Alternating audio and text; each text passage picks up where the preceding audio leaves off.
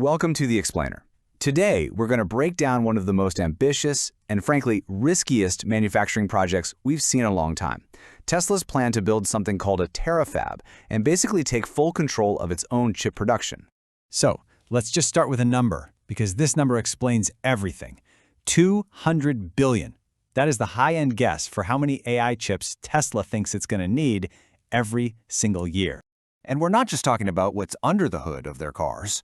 No, this demand is to power millions of full self-driving vehicles, their giant Dojo supercomputers for AI training, and, down the line, millions of Optimus humanoid robots.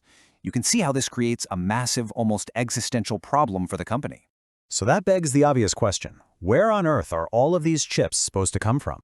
Well, here's the problem. As Elon Musk himself has pointed out, even if you imagine the best-case scenario for all the current chip suppliers like TSMC and Samsung, their combined global output isn't even close. The world simply does not have the capacity to make that many chips. And if that supply crunch wasn't bad enough, you have this huge geopolitical elephant in the room. Right now, about 90% of the world's most advanced chips are all made in Taiwan. Any kind of disruption there, whether it's political or even a natural disaster, could completely paralyze entire industries.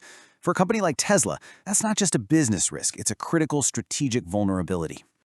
So, when you're faced with what seems like an impossible supply problem, what do? Well, if you're Elon Musk, you announce a completely radical solution, which sources project happened in March of 2026. It's called the Terafab Project. And let's be clear, this isn't just about building another factory. It's more like a declaration of independence. The goal is to achieve what people are calling silicon sovereignty, the power to design, build, and package your own advanced chips without having to rely on anyone else. If they can pull this off, it doesn't just solve Tesla's problem. It could totally rewrite the rules for the whole tech industry. Okay, so what is the big deal here? What makes this Terafab idea so different from every other chip factory on the planet? The core innovation is basically flipping the entire manufacturing model on its head. You know those massive, ridiculously expensive, sterile clean rooms that chip factories need? The Terafab idea says, forget that. Let's just keep the silicone wafers themselves sealed in these ultra-clean containers. A modern fab can cost upwards of $165 billion. Tesla thinks their way could slash that initial cost down to maybe $20 or $30 billion. Musk had a pretty colorful way of describing it. He said you could practically smoke cigars and eat cheeseburgers right there in the factory because the big open air around the machines doesn't need to be perfectly sterile anymore. If this actually works, it would be a game changer for costs and construction time. But this whole radical factory idea isn't just about saving a ton of money on construction. It's the key. It's what unlocks the real end goal, being able to mass-produce a revolutionary new chip designed from scratch for exactly what Tesla needs. And the first product that's supposed to come out of the Terafab is the AI5 chip. The performance leap here is just staggering.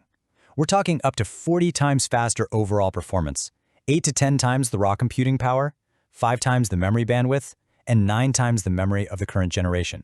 This is a massive generational leap. So, how are they pulling this off? Well, they have the ultimate advantage. They're designing this chip for only one customer, themselves. They've stripped out stuff they don't need, like a traditional GPU, and integrated those functions right into the chip's core AI architecture. Every single square millimeter is optimized for pure efficiency. They're even using a special technique that helps make the super complex process of printing circuits onto silicon cheaper. The ultimate goal is to create a chip that can go toe-to-toe with the best of the best from NVIDIA, their Hopper and Blackwell processors, which are the gold standard for AI. But, and this is the crucial part, it's designed to be made at a fraction of the cost and use way less power. Now, the plan to actually pull all of this off, it's just as massive and just as risky as the idea itself. This is not a small bet by any stretch of the imagination.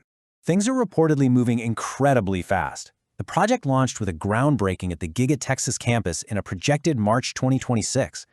From there, the timeline is super aggressive, with a pilot production run planned for the second half of that year and full-on mass production kicking off in 2027. But they aren't just jumping into the deep end all by themselves, which is actually pretty smart. To handle the huge technical risk, they're starting out with a dual manufacturing strategy. They're partnering with giants like Samsung and TSMC to make the first batch of AI5 chips in their US factories.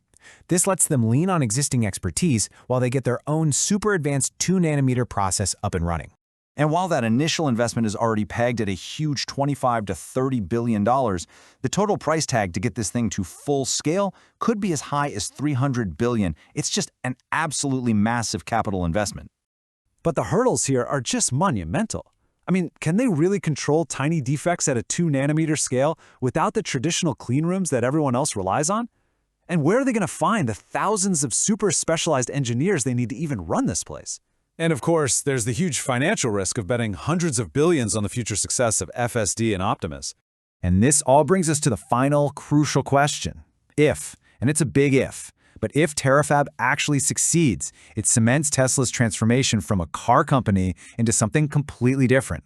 A vertically integrated tech giant that controls its own destiny from the raw silicon all the way to autonomous robots. It's a gamble that could secure their future, sure, but it could also set a whole new precedent for how technology gets built at scale. The real question isn't just whether they can build the factory, but what happens to the rest of the world when they do.